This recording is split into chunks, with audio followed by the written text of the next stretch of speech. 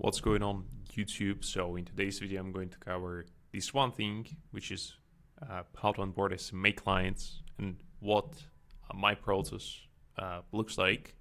And the reason I'm recording this video is because this guy reached out to me on Discord and he was like, yeah, what do I do from there? I fumbled like my sale because I couldn't like kind of transfer my client from like the sale to like onboarding because he didn't know what to do, and there is like A2P and blah blah blah.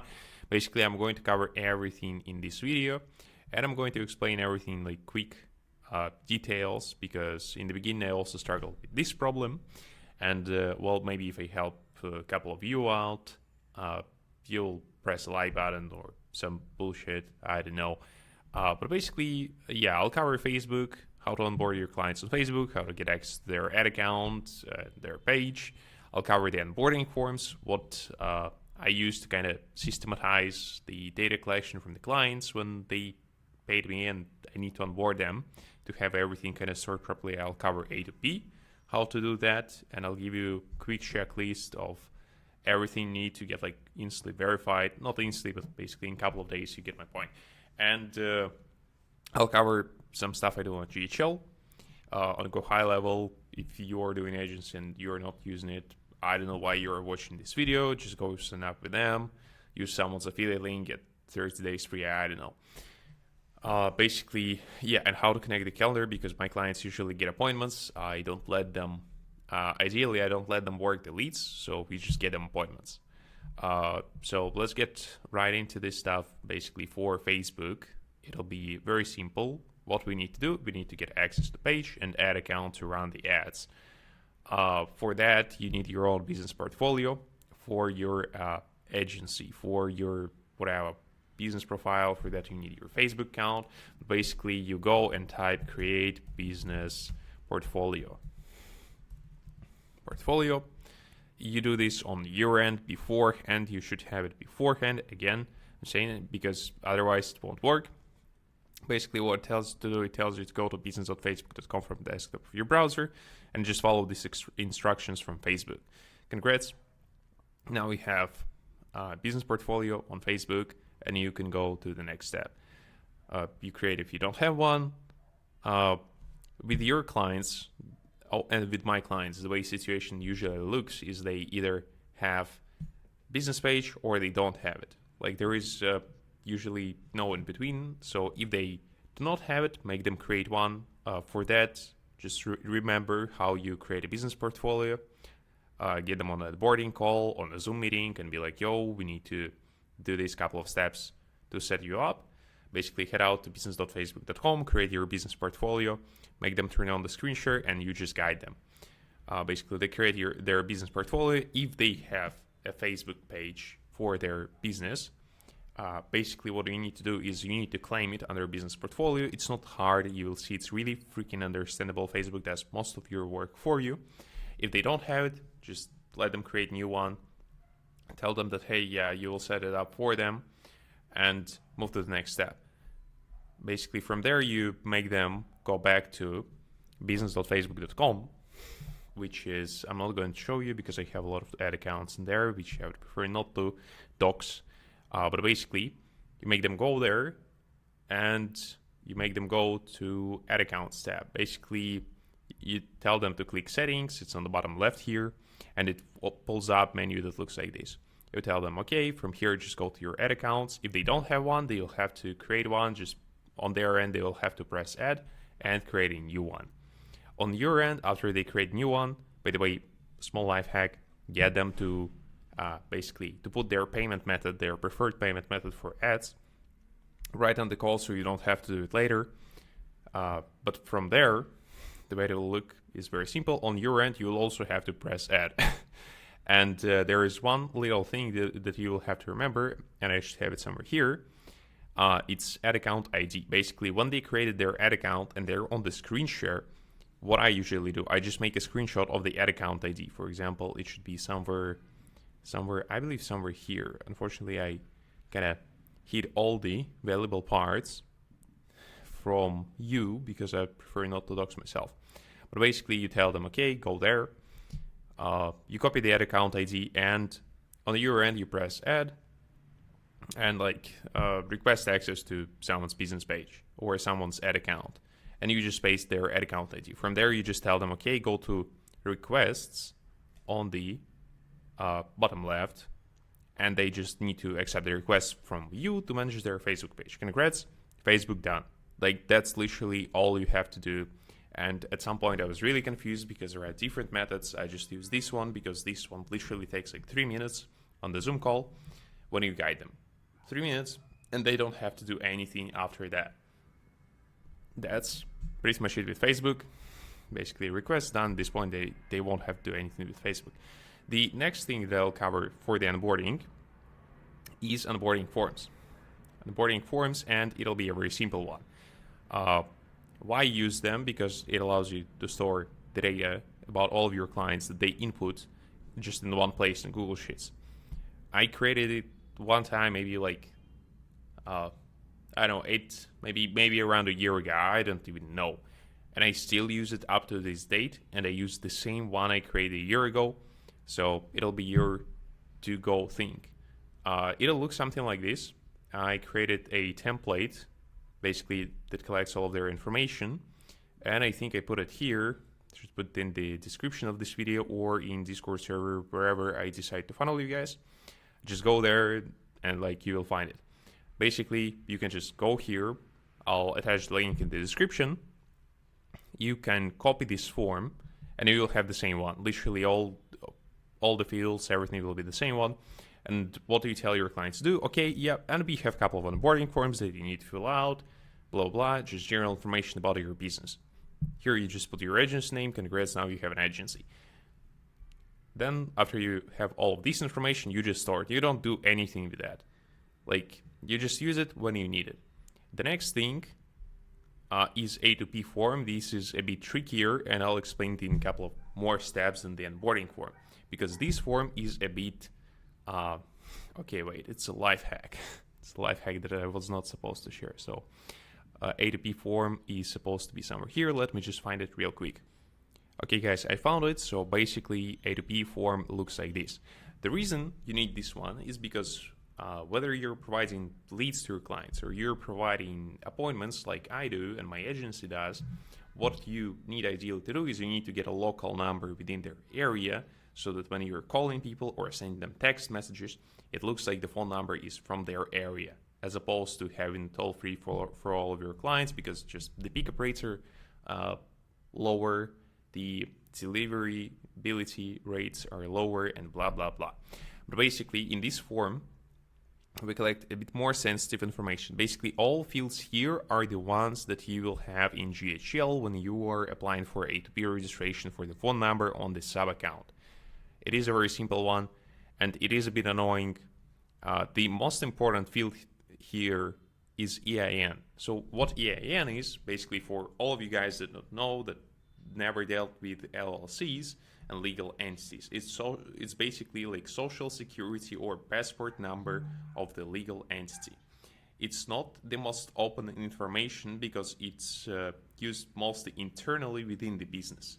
Because using this number, you can do a lot of different stuff, and some people might be a bit cautious about giving this one to you. But you can explain it and kind of explains it into the form that, hey, yeah, we are using this because we are getting your appointments, so we need to register this phone number because according to like US law, since like August 2023, we need to register it and blah, blah, blah. I usually don't have problems anymore about this one. So yeah, that'll be the most important one. Then like brand name, which is their business name, business industry. I worked with construction companies, so it is construction. Phone number, they can just put their regular phone number. And in terms of address and all of this stuff, it has to be business location, not service area, where business is located, business address.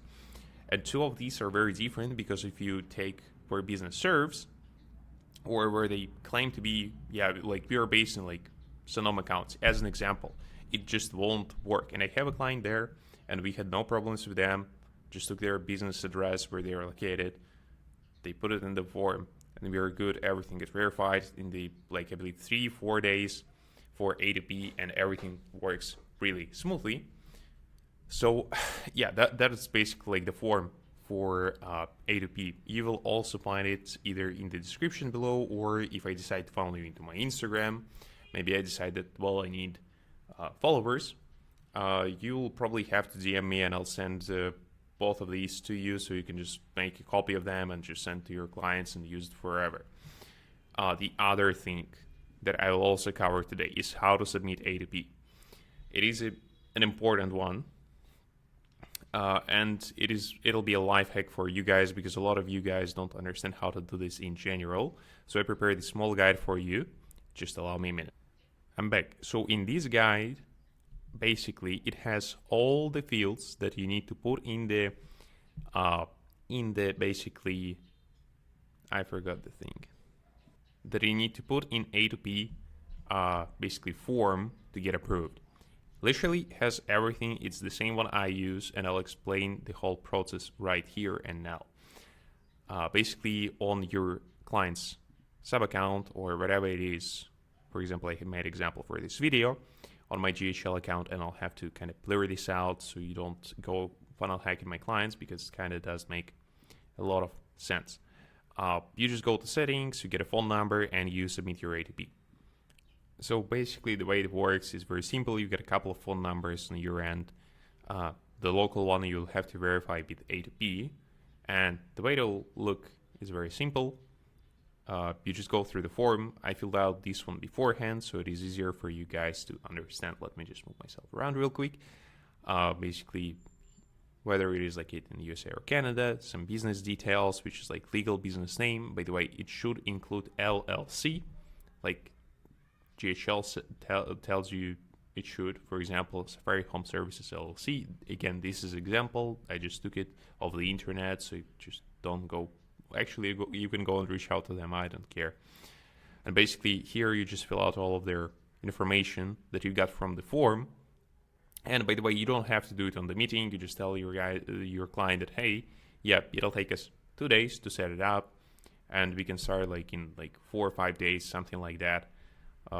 After the onboarding meeting, after you get the phone number verified, after you set up the ads and etc. Basically, from here, you just fill out the information from the form, which is, for example, where business is located, contact information about your client, first name, last name, email, and their phone number, and their position. Usually, the person that you will be talking to will be the director. It's usually the business owner, just the way I mostly, probably like 99% of the times, the person that gives you this information will be the director of the company. Just don't care really about all of the other stuff. It's director. In terms of volumes and etc., I usually recommend low volume, because high volume just kind of doesn't make sense. It is kind of pointless. It just allows you to send 100 times more text messages. But trust me, you won't even use 1% of these. But basically, the way you input all these fields, you will find here in this doc that I'll probably, attach in the Discord server or in IG, or simply in the description of this video. Just press the fucking like button, please. But basically, you just copy paste input information about your client. And I put an example in the form, so you can just copy, change a couple of details, and boom, your form is submitted. In terms of this stuff, I don't change anything. I just press continue. In terms of how to delete contacts, consent to receive messages, I also put it in the form, so you can just copy, user consent, blah, blah, blah. They can text, blah, blah, blah. Just copy it, adjust the details, opt-in message, something like this. Hey, you've opted in, just don't mind it. It's only for the form. And that's pretty much it. That's all of the form that you need to submit. I'll touch everything in the description so you guys can use it. If you have any additional questions, I know you can DM me in case you have questions about Facebook. You can, Google more stuff on YouTube, but I think I explained everything pretty detailed, or you can just rewatch this video again and follow all the steps, because repetition is the mother of basically of knowing yourself 100%. And that's pretty much it. That's how you fill out the A2P. This is how you onboard your clients. And the last thing that I usually do after I set up the ad account and all of that, I just go on GHL and I onboard my client on GHL. I just send them the invite. In my team members, my staff, just add new account, send them the invite, and tell them to go to integrations and connect their basically Google Calendar or whatever they are using for calendar. So that's pretty much it, guys. There's nothing else, and it'll look something like this, and then you just create new calendar, and your client doesn't need to do anything from here. It is all taken care of. For other stuff, I don't know. That's pretty much it, guys. Like, let me know your opinions in case you have any other ideas for videos that I can record and upload on this channel. Just put it in the comments. And in case you have any controversial stuff that you would prefer to write in comment section, please do. It'll help me kind of move the video a bit up, because in the beginning I used to struggle with onboarding, and I literally spent hours watching videos until I did enough repetitions for me to understand 100%. That's it as far as it goes. I usually don't do anything else for other stuff. In case my client has content, I just set up Dropbox folder and I send them the link to upload their stuff in there, and they just upload and I take the content from there. That's it. Again, let me know if you have any questions, because I don't know, maybe I'll grow this channel enough to be in Dubai with my mentees, or in my Lambo in Miami, yapping about agency, or in my rented Ferrari. Shout out to all people that understand these jokes. But yeah, that's pretty much it. Chill, guys. Cheers, guys.